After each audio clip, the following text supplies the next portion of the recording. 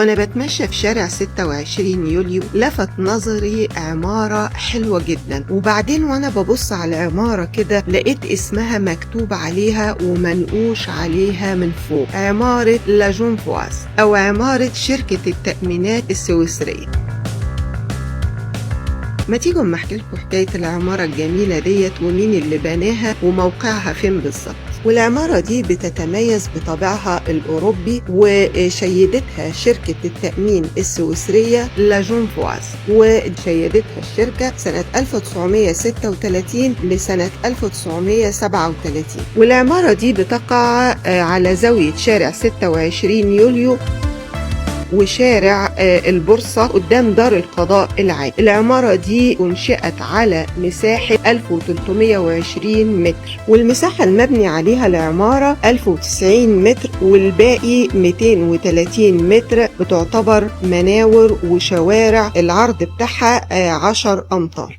بعد كده اتفق ملاك العمارة ان هم يستفيدوا منها استفادة تجارية. التصميم المبدئي للعمارة دي اتكلف 50,000 جنيه مصري بأسعار زمان، يعني مش دلوقتي طبعا، بأسعارها بقى زمان كان التكلفة 50,000 جنيه. والعمارة بتتكون من 12 دور، والمدخل الرئيسي للعمارة بيطل على شارع فؤاد الأول أو شارع 26 يوليو حاليا. أما المدخل الجانبي فهو مدخل موجود في شارع البورصة، وده المدخل ده هو مدخل لفندق مشهور في شارع 26 يوليو، هو فندق هارلتون. أما بقى الطابقين الثامن والأخير كانوا مخصصين للسكن الخاص وبيهم فيلتين، واحدة فيهم كانت لمدير شركة التأمين الخاصة السويسرية، وتانية الفيلا التانية كانت لمدير الفندق. الفيلا اللي هي بتاعت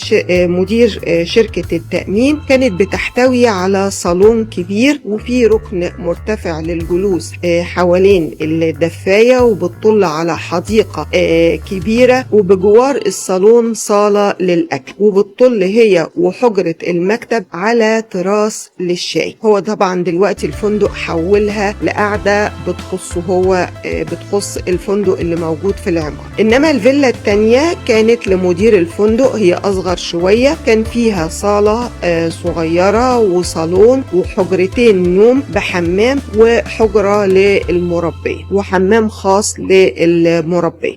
العمارة كانت بتحتوي على 5 مصاعد، 2 منهم خاصين بالمكاتب والشقق، ومصعدين خاصين بالفندق، والمصعد الخامس كان خاص بالسرفيز ونقل الأساس. وقام المهندس الاستشاري إيجلاند في صيف 1935 بمعاونة عدد من خريجي كلية الهندسة جامعة فؤاد الأول، منهم محمد لطفي أفندي المهندس، بتصميم هذه العمارة الفريدة في طرزها. أما بقى المعماري اللي قام بالبناء هو ماكس زيليكوفر. ولو بصينا هنلاقي إن شعار الشركة موجود على باب العمارة من بره، وكمان موجود على باب الأسانسيرات اللي موجودة في العمارة.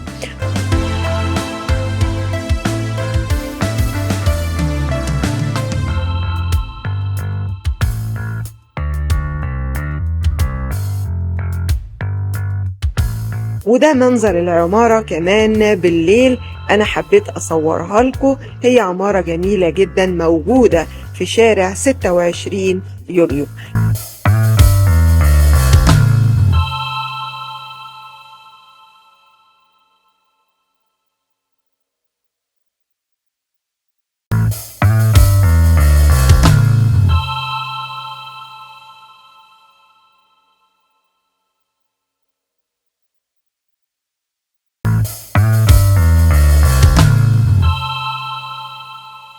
يا رب أكون جولتي في العمارة عجبتكم، ولو عجبتكم اعملوا لي لايك واعملوا لي اكسبلور، وأشوفكم في جولات جديدة.